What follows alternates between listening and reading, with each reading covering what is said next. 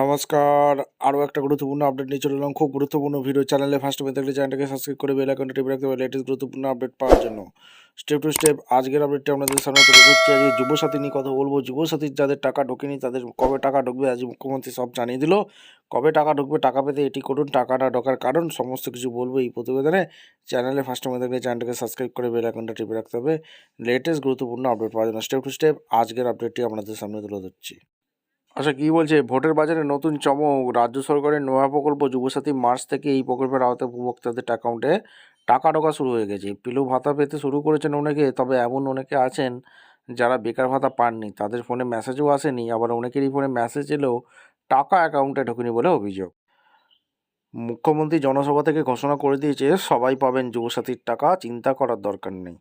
যারা টাকা পাননি তাদের চিন্তা শুরু হয়েছে, কবে সেই টাকা দেওয়া হবে, কেন দেরি হচ্ছে। এই পরিস্থিতিতে আবেদনকারীদের জন্য বার্তা দিলেন মমতা। মঙ্গলবার উত্তর চব্বিশ পরগনার বনগাঁয় ভোট প্রচারে গিয়ে মুখ্যমন্ত্রী প্রতিশ্রুতি যে আবেদনকারীরা এখনও যুবসাথীর টাকা পাননি প্রত্যেকেই টাকা পাবেন।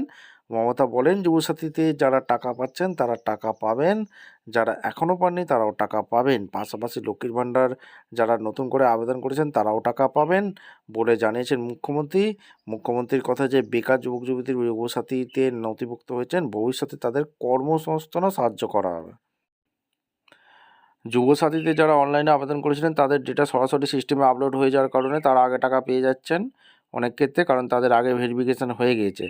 আবার অনেকের ক্ষেত্রে অনলাইনে আবেদন করেও দেরি হচ্ছে, কারণ জেলাভিত্তিক যাচাই প্রক্রিয়ার সময় লাগছে। আবার অফলাইনে আবেদন ক্ষেত্রে নথি সিস্টেমে আপলোড ও যাচাই করতে বেশ খানিকটা সময় বেশি লাগছে, সেই কারণে টাকা ঢুকতেও দেরি হচ্ছে। প্রশাসনিক সূত্রে জানা গেছে ভাতার টাকা ধাপে ধাপে পাঠানো হচ্ছে, সবার টাকা একসঙ্গে দেওয়া সম্ভব নয়, সেই কারণে অনেকের ক্ষেত্রে বিলম্ব হচ্ছে। জানিয়ে রাখি এই প্রকল্পের আওতায় প্রতি মাসে 1500 টাকা করে আর্থিক সহায়তা দেওয়া হবে 5 বছর পর্যন্ত। বেকার ভাতার আওতায় 21 থেকে 40 বছর পর্যন্ত রাজ্যের বেকার যুবতীদের দেওয়া হচ্ছে মাসিক 1500 টাকা। যারা স্কলারশিপ পায় তারাও এই ভাতা পাওয়ার যোগ্য। আপনারা অবশ্যই কমেন্ট সেকশনে মতামত জানাবেন যে কে কোন জেলা থেকে কে টাকা পেলেন, কে টাকা পাননি, কবে টাকা ঢুকেছে লাস্ট। অবশ্যই কমেন্ট সেকশনে জানাবেন। দেখা হচ্ছে কোনো পরবর্তী ভিডিও। ধন্যবাদ।